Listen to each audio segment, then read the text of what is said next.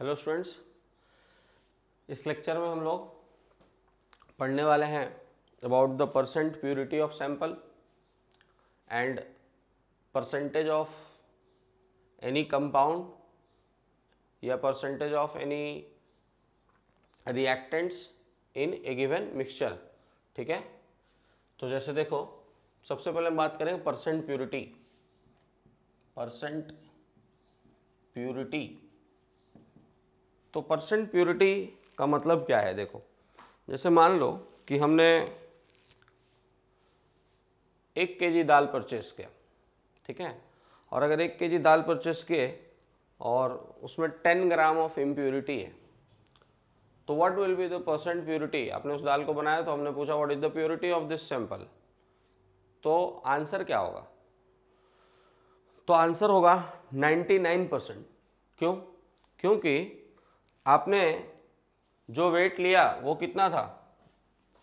1 KG मतलब 1000 ग्राम था, लेकिन जो एक्चुअली वेट रिएक्ट हुआ, जो इम्प्योरिटीज है, वो तो दाल में नहीं कन्वर्ट हुआ।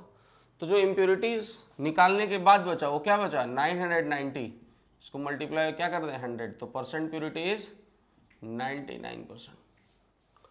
तो इसी तरह परसेंट प्योरिटी का फॉर्मूला क्या आ रहा है? Weight reacted upon weight taken into 100। इसको आप मोल के फॉर्म में भी लिख सकते हो, mole reacted upon mole taken into 100। ठीक है, जैसे इस पर हम लोग एक क्वेश्चन करें। अभी हम लोग क्वेश्चन नंबर C75 देख रहे हैं ना, C75। Question is 50 gram sample of calcium carbonate on heating gives 17.6 gram of CO2। ठीक है, 17.6 gram of CO2। Calculate percentage purity of sample. तो देखो, अब इस क्वेश्चन में सबसे पहले हम लोग क्या करेंगे? जो क्वेश्चन गिवन है, क्वेश्चन है CaCO3 लिया आपने, इसको हिट किए तो ये CaO प्लस CO2 में चेंज हुआ। अब जब भी ध्यान रखना, जब हम कहते हैं NaCl, इसका मतलब ये हुआ 100% प्योर। लेकिन अगर हम कहते हैं सैंपल ऑफ NaCl, इसका मतलब होगा इट इज इम्प्योर, मतलब उसमें कुछ और भी चीज मिक्स है। तो अगर हम कह रहे हैं 50 ग्राम सैंपल ऑफ CaCO3 है ना, तो 50 ग्राम सैंपल ऑफ CaCO3 अगर है तो इसमें आपको वेट ऑफ सैंपल गिवन है 50 ग्राम, और बोला कि इसको जब हीट किए तो CO2 कितना मिला? 17.6 ग्राम। तो आप यहां से मोल फाइंड कर लें, 17.6 डिवाइड बाय 44, तो ये बना 0.4 मोल। तो ध्यान दो कि अगर इसका 0.4 मोल बना है तो इसके 1 मोल से इसका 1 मोल है, तो यानी इसके 0.4 मोल बनने के लिए इसका भी 0.4 मोल यूज हुआ होगा। तो N यूज्ड 0.4 मोल, मतलब इसका मास क्या आएगा? 0.4 into 100, that is equal to 40 gram. तो यहां से एक चीज क्लियर ये हो रहा है कि ये जो CO2 बना है वो CaCO3 से तो बना होगा। मतलब अगर CO2 इतना बना है तो CaCO3 कितना ग्राम होगा? 40 ग्राम। भले ही गिवन कितना है? 50 ग्राम। यानी उस सैंपल में कैल्शियम कार्बोनेट का वेट कितना था? 40। अगर हम परसेंट प्योरिटी निकालें तो it is 40 divide by weight taken 50 into 100, तो इट विल बी 80%। तो परसेंट प्योरिटी कितना हो गया? 80%। तो हम कहेंगे कि percent purity of calcium carbonate is 80%। ठीक है, moving on to next question. Calculate,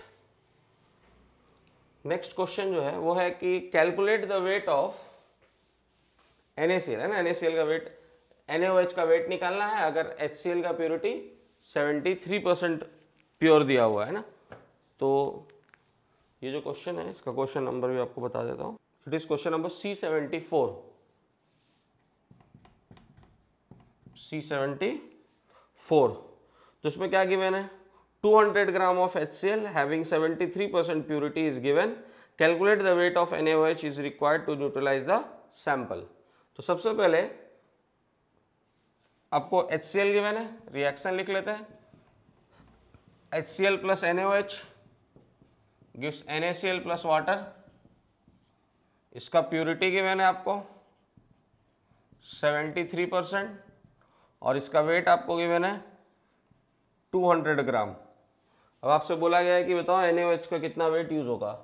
तो देखो सबसे पहले क्या करेंगे, ये तो सैंपल का वेट है ना और प्योरिटी 73% है, तो आप वेट ऑफ HCl निकाल लो पहले. तो हो जाएगा 200 का 73%.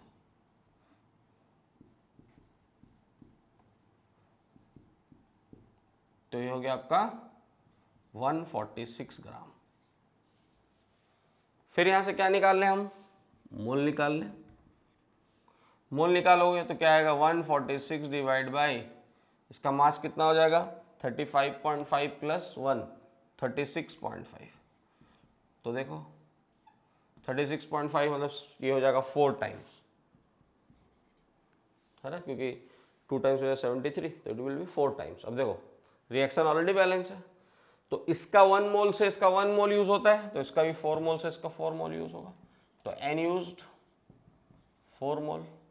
तो वेट कितना आ जाएगा 4 × 40. आंसर विल बी 160 ग्राम. ठीक है, आंसर क्या हो गया 160 ग्राम. नेक्स्ट जो है ये हो गया आपका परसेंट प्योरिटी. नेक्स्ट हम लोग पढ़ेंगे परसेंट कॉम्पोजिशन ऑफ कंपाउंड्स. जो मैंने बोला परसेंट कॉम्पोजिशन ऑफ कंपाउंड्स. तो इसमें कोई ऐसा थ्योरी नहीं है, it is as just one simple numericals हम लोग इस पर सॉल्व करेंगे. तो इट इज परसेंट कॉम्पोजिशन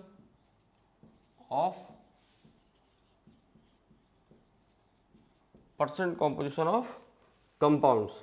अब इसमें एक क्वेश्चन हम लोग कर रहे हैं, सिंपल सा एग्जांपल है C86.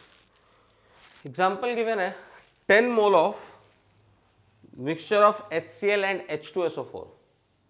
एक कंटेनर है, इसमें 10 मोल HCl प्लस H2SO4 गिवन है.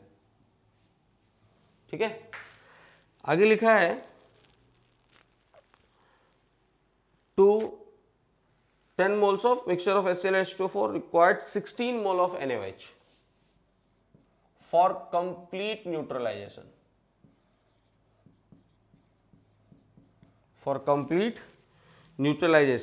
ठीक है, find the percentage of HCl in the mixture. HCl का परसेंटेज बताना है आपको इस गिवन मिक्सचर में. ओके, तो देखो सबसे पहले ये दोनों एसिड है और बेस से रिएक्ट कर रहा है. आपको बोला इसमें HCl कितना है, तो देखिए ध्यान दीजिए, जैसे ही आपने इस कंटेनर के कांटेक्ट में NaOH लाया तो क्या HCl और H2SO4 दोनों NaOH के साथ रिएक्ट करेगा. अगर दोनों NaOH के साथ रिएक्ट करेगा तो सबसे पहले रिएक्शन क्या होगा, HCl plus NaOH gives NaCl plus water. NaCl plus water. और दूसरा रिएक्शन जो चालू होगा H2SO4 plus NaCl plus NaOH gives NaCl plus 2H2O. Balance करेंगे रिएक्शन को, दिस इज बैलेंस रिएक्शन. अब अगर हम यहां लिख रहे हैं let the moles of HCl equal to X, therefore moles of H2SO4 equal to क्या होगा 10 - X. टोटल 10 मोल था, उसमें से HCl को X मान ले तो H2SO4 कितना हो गया 10 - X. तो ये X है तो देखो इसका भी X जाएगा. अगर ये 10 - X है तो इसके 1 मोल यूज होते तो इसका 2 मोल, तो ये कितना हो जाएगा 2 × 10 - X अकॉर्डिंग टू क्वेश्चन. देखो ठीक है, अब हम लोग लिखेंगे अकॉर्डिंग टू क्वेश्चन. क्वेश्चन में क्या गिवन था कि इस पूरे मिक्सचर को न्यूट्रल करने के लिए कितना मोल NaOH लगा 16. तो हम लोग क्या लिखेंगे x plus 2 into 10 minus x equal to 16। तो कितना हो जाएगा x plus 20 minus 2x equal to 16, है ना। तो x इज इक्वल टू क्या हो जाएगा, x इज इक्वल टू 4, है ना। ये हो जाएगा माइनस एक्स, उधर गया तो माइनस 20, 16 माइनस 20 माइनस 4, तो minus x equal to minus 4, x is equal to 4। मतलब परसेंट ऑफ HCl क्या होगा, HCl के मोल्स कितने आ गए 4, टोटल मोल कितना था 10 इंटू 100, तो आंसर क्या आ गया 40%। ठीक है। नेक्स्ट ये जो अभी हमने क्वेश्चन किया, to calculate the percent composition of compound, आप क्लासरूम प्रॉब्लम में देखेंगे कि कुछ कार्बोनेट बेस्ड क्वेश्चन भी हैं। मैग्नीशियम कार्बोनेट सोडियम कार्बोनेट को हीट किया, सोडियम कार्बोनेट सोडियम बाइकार्बोनेट के मिक्सचर को हीट किया, तो उसके लिए हम लोगों को एक टॉपिक पढ़ना होगा ताकि आप रिएक्शन लिख पाओ। Heating effects of carbonate and bicarbonate. कोई भी कार्बोनेट और बाइकार्बोनेट को हीट करने पे क्या इफेक्ट होता है, तो उसमें सबसे पहले हम लोग पढ़ने वाले हैं अल्कली मेटल कार्बोनेट,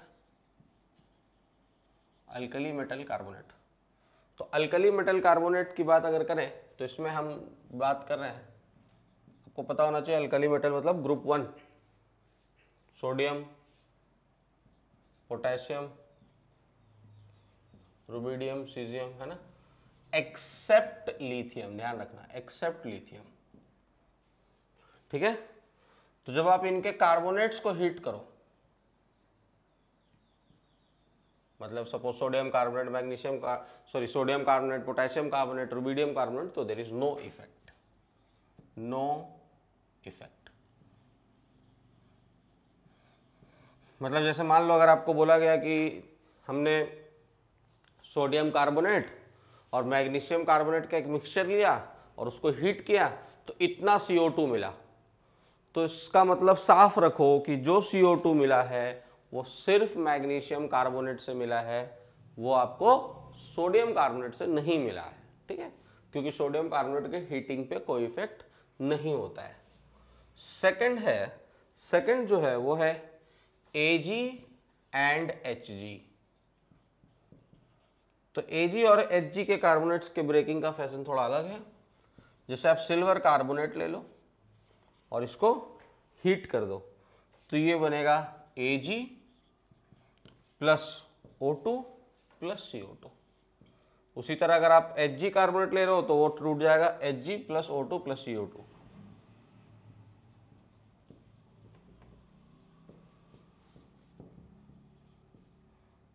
ठीक है। और थर्ड मतलब आप लिख सकते हैं रेस्ट ऑल, जो भी बचा including lithium carbonate, including lithium carbonate, it breaks to give oxide plus CO2। For example calcium carbonate on heating gives CaO plus CO2, magnesium carbonate gives MgO plus CO2, lithium carbonate gives Li2O plus CO2। ठीक है, तो इस तरह से हम लोग carbonates की heating को देखें। नेक्स्ट हम लोग बात करेंगे बाइकार्बोनेट। नेक्स्ट इज बाइकार्बोनेट, है ना।